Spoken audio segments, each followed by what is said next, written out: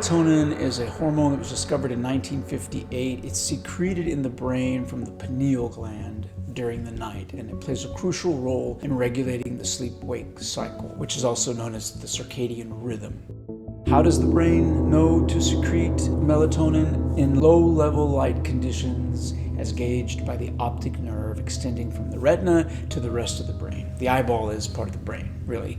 And it shines on the suprachiasmatic nucleus of the hypothalamus. When the eyes are exposed to sunlight, the pineal gland's melatonin production is suppressed.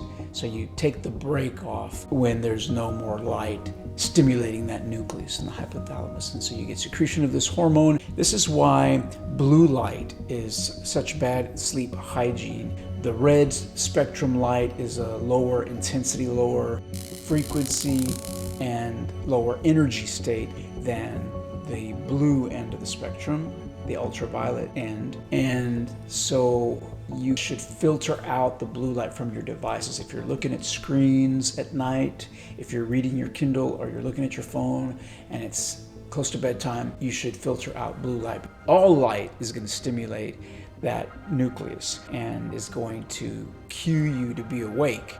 And so it can really mess up your circadian rhythm if it's nighttime and you've got all these lights on and you're staring at a bunch of light, but blue light especially. There are two melatonin receptors, and over-the-counter melatonin is a full agonist at both. It attaches to both and stimulates both of them.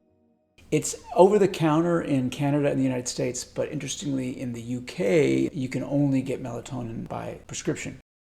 Here, the FDA treats melatonin as a dietary supplement, and as such, it's not approved for any medical uses. There are synthetic melatonin receptor agonists that have been developed and marketed recently, like Ramelteon. I've never prescribed them, so I can't tell you if they work, but I will tell you I haven't gotten great reviews from the patients that I've treated that have been prescribed those new agents. As far as melatonin itself, does it work? The short answer is no. There's no good evidence that melatonin helps treat insomnia, and its attempted use for this purpose is recommended against by the American Academy of Sleep Medicine.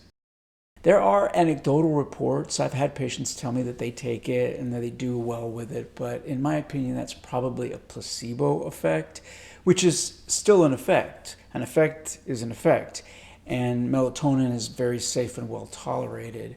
It's best for circadian desynchrony. So in theory, it would be good for jet lag or shift work disorder when you're off your cycle. But really, if you're going to take it, you have to pair it with good sleep hygiene. So you got to be trying to sleep in a dark room with maybe an eye mask if there's light, and again, no blue light before bed. And if you are going to take it, 2 or 3 milligrams, there's no evidence that taking any more than that is useful. They've compared low doses to higher doses, and it's sold in 5 milligrams and 10 milligrams, but that's more than what you need.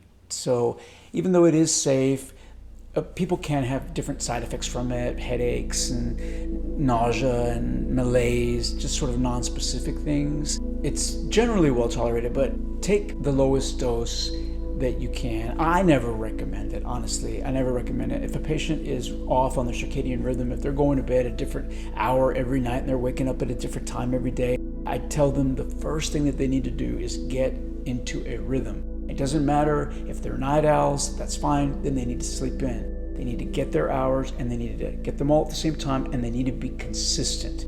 That's called good sleep hygiene, and I've got videos on this. By the way, I've got videos on most of what I'm going to talk about today, most of the agents that I'm going to talk about today. So this Ramelteon is the first in a new class of sleep agents that selectively binds to the melatonin receptors in the suprachiasmatic nucleus, and it's used for insomnia, particularly delayed sleep onset. It's not been shown to produce dependence, and it has no potential for abuse, so it's safe, but I just don't know how effective it is. Well, I'll tell you, there are way more effective medications at putting you to sleep. The problem is that the ones that are the most effective tend to be habit forming, And even if you're not abusing them, you're going to develop tolerance. And so if you don't use them judiciously, then they stop working after a while. And that's the biggest problem I have, is that patients will do fine with what I give them, but then if I don't do it right and they don't take it right, then you can get tolerance and you can lose efficacy.